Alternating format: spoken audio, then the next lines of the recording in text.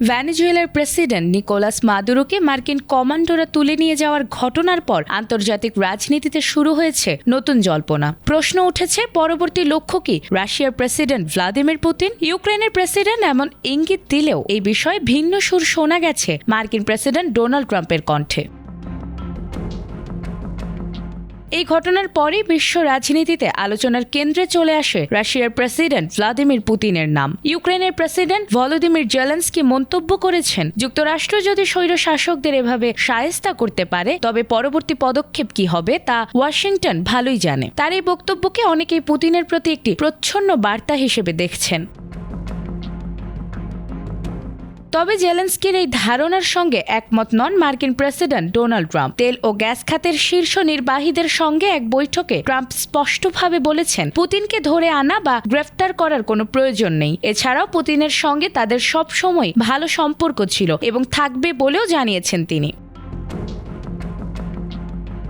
তবে Russia Ukraine যুদ্ধ নিয়ে ট্রাম্প গভীরভাবে হতাশা প্রকাশ করে বলেছেন, তিনি বিশ্বে অন্তত 8টি যুদ্ধ মীমাংসা করেছেন। ভেবেছিলেন রাশিয়া ইউক্রেন যুদ্ধটি সবচেয়ে সহজ হবে, কিন্তু বাস্তবতা বলছে ভিন্ন কথা। এছাড়াও শুধু গত মাসেই এই যুদ্ধে প্রায় 31,000 মানুষ নিহত হয়েছে, যাদের বড় একটি অংশ রুশ সেনা বলেও জানিয়েছেন তিনি। তার দাবি, রাশিয়ার অর্থনীতি ভালো অবস্থায় নেই এবং শেষ পর্যন্ত আলোচনার মাধ্যমেই যুদ্ধের অবসান হবে।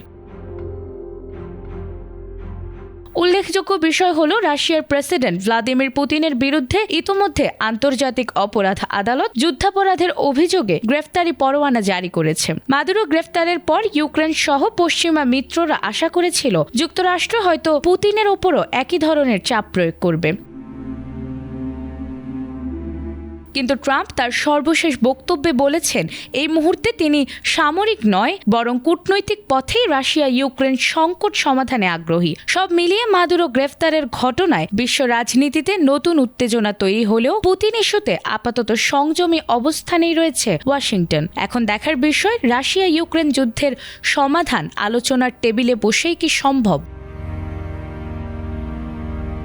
নাজমুন নাহার জান্নাত, এটিএন বাংলা।